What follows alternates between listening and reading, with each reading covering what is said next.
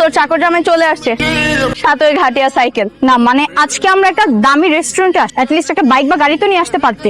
জি madam, এখন গিয়ে নিয়ে আসবো। থাক, আপাতত এইটাকে দূরে রেখে। আচ্ছা ভাই, ঠিক আছে। এই ছাগলটাই কি তাহলে তোমাদের বাড়ির জামাই? শুধু শুধু আমার খাড়াইতা কেন? সাইকেলটা ওই জায়গায় পার্কিং করলে কি হইতো? এখন এই সাইকেল আমি কই পার্কিং করবো? বাবা বাবা বাবা, মামনি, কে তোমার বাবা? তুমি তো আমার বাবা, তুমি আমার সাথে দুষ্টুমি করো। আরে বাবা, আমি তোমার সাথে দুষ্টুমি করবো কেন? আমি তোমার বাবা না, তোমার ভুল হচ্ছে। তোমার বাবা বাসায়। এই বাচ্চাটা গোলামকে দেখে বাবা বাবা ডাকতেছে কেন? হয়তো গোলামের মেয়ে। গোলামের আগের বউ বাচ্চা আছে? অসম্ভব, গোলামের আগে কোনো বউ বাচ্চা থাকতে পারে না। যদি থাকতো ও আমাকে এতদিন অবশ্যই বলতো। অ্যাটলিস্ট ওর উপর আমার এতটুকু বিশ্বাস আছে। বাবা বাসায় চলো, চলো আমার সাথে চলো। হ্যাঁ মামনি, তুমি থাকো, হ্যাঁ থাকো, চলো।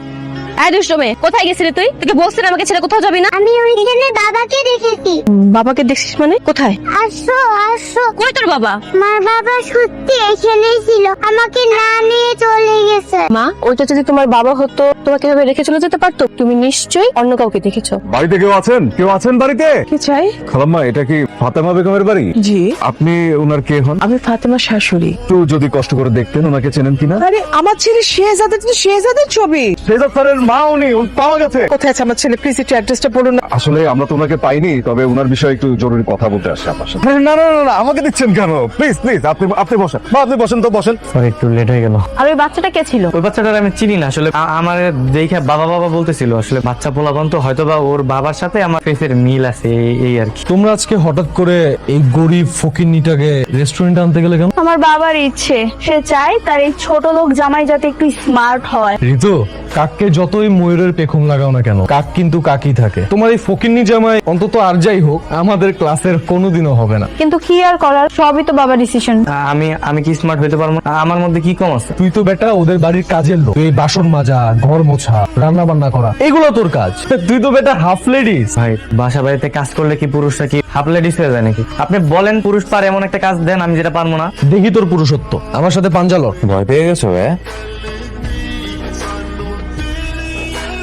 সরি ভাই, সরি। ও মাই গড, তুমি এটা কি করলে?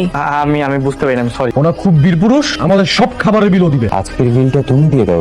আমি কেমনে বিল দিব? আমার কাছে তো টাকা নেই। তোর কাছে টাকা নেই তো আমরা কি করবো? টাকা না থাকলে সমস্যা নাই তো, এখানে বাসন মাজার ব্যবস্থা আছে। আপনাদের বিল হয়েছে ৯৫০০ টাকা। এত টাকা? ভাই, আমার কাছে ৬০০-৭০০ টাকা আছে। করবো না ৬০০? এই আপনার কি মাথা ঠিক আছে? আপনার কাছে টাকা নেই তো আপনি রেস্টুরেন্টে খেতে আসছেন কেন? চুপচাপ টাকা বের করেন, না হলে কিভাবে টাকা বের করতে হয় সেটা আমি ভালো করে। আপনি দাঁড়িয়ে আছেন কেন? টাকা বের করেন। হ্যাঁ চুপ, কথা কানে যাচ্ছে না আপনার? কি হয়েছে এখানে স্যার? কোনো সমস্যা স্যার?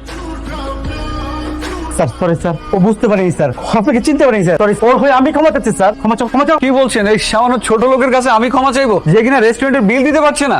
এই এত কথা বলো কেন? যা বলছি তাই করো। তুমি ওর কাছে ক্ষমা চাও। তার সাথে কিভাবে ব্যবহার করতে হয় তুমি জানো না? আপনাদের 1 টাকাও দিতে হবে না স্যার।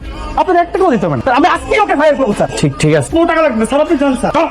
এখানে হচ্ছেটা কি? ম্যানেজার কি পাগল হয়ে গেছে নাকি? ভিতরে কি এমন করলি যে ম্যানেজার তোকে স্যার বলে ডাকতেছে? ম্যানেজারের আচরণ দেখে মনে হচ্ছে গোলাম অনেক বড় মাপের কেউ। ওকে দেখে কেমন কাঁপাকাঁপি শুরু করে দিল। আরে নিশ্চয়ই ওকে ভুল করে অন্য কেউ ভেবেছে।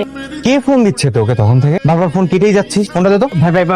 ভাই ফোনটা রিসিভ করে না ভাই। ফোনটা রিসিভ করলে আমার লোকেশন জানা যাবে ভাই। কি বলো? হ্যালো, আপনার সাথে জরুরি মিটিং আছে, আপনার লোকেশনে হেলিকপ্টার পাঠানো হচ্ছে।